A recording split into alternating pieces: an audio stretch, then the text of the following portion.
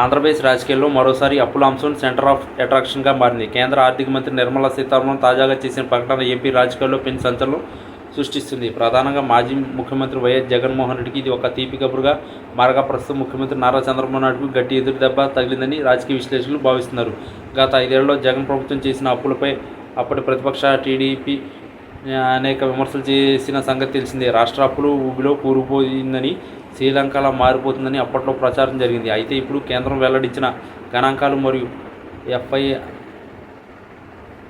ఎఫ్ఆర్ఎంబి పరిమితులపై తీసుకున్న నిర్ణయాలు జగన్ హయాంలో జరిగిన ఆర్థిక నిర్వహణకు ఒక రకమైన క్లీన్ చిట్ ఇచ్చినట్లు కనిపిస్తుంది.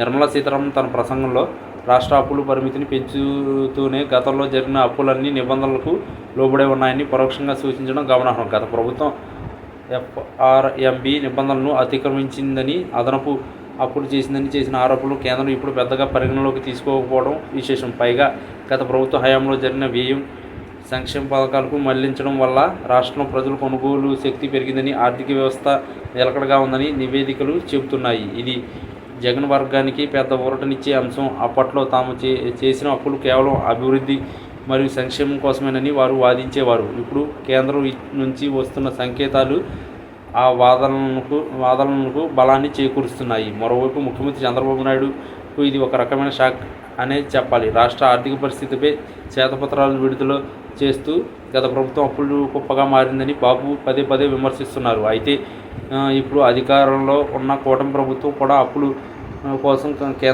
కేంద్రం వైపు చూడాల్సిన పరిస్థితి ఏర్పడింది. అమరావతి నిర్మాణం మరియు పోలవరం పూర్తి చేయడానికి వేల కోట్ల నిధులు అవసరమైన తరుణంలో కేంద్ర పాత అప్పుల విషయంలో కఠినంగా వివరించకుండా జగన్ హయాంలోని లెక్కలను ఆమోదించడం చంద్రబాబు వ్యూహాలకు ఆటంకంగా మారింది. ఒకవేళ గత ప్రభుత్వ నిబంధనలు ఉల్లంఘించిందని కేంద్రం గట్టిగా చెబితే ఆ నెపాన్ని జగన్ పైకి నెట్టి మరింత రాజకీయ లబ్ధి పొందాలని టీడీపీ భావించింది. కానీ నిర్మలా ప్రకటన ఆ అవకాశాన్ని దూరం చేసింది.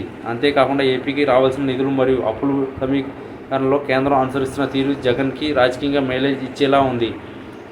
తాను చేసిన ప్రతి రూపాయి అప్పుకు లెక్క ఉందని, ప్రజలకు నేరుగా నగదు బదిలీ ద్వారా లబ్ధి చేకూర్చానని ఆయన ఇప్పుడు గర్వంగా చెప్పుకునే అవకాశం దక్కింది. చంద్రబాబు ప్రభుత్వం కూడా ఇప్పుడు అదే బాటలో పయనిస్తూ అప్పుల కోసం ప్రయత్నాలు చేయడం విమర్శలకు తావునిస్తుంది. కేంద్ర ప్రభుత్వం రాష్ట్రాల అప్పుల విషయంలో ఒక రకమైన ప్రామాణికతను పాటించడం వల్ల రాజకీయ ఆరోపణలకు కాలం చెల్లి ఆర్థిక వాస్తవాలే నిలబడతాయని ఈ పరిణామం స్పష్టం చేసింది. ఏదేమైనా నిర్మలా సీతారామన్ చేసిన ఈ కీలక ప్రకటన ఏపీ రాజకీయ చిత్రపటాన్ని ఒక్కసారిగా మార్చేసింది. ఇది జగన్కు ఊపిరిపోసే చంద్రబాబుకు తన ఆర్థిక విధానాలను పునః సమీక్షించుకోవాల్సిన అవసరాన్ని గుర్తు చేస్తుంది.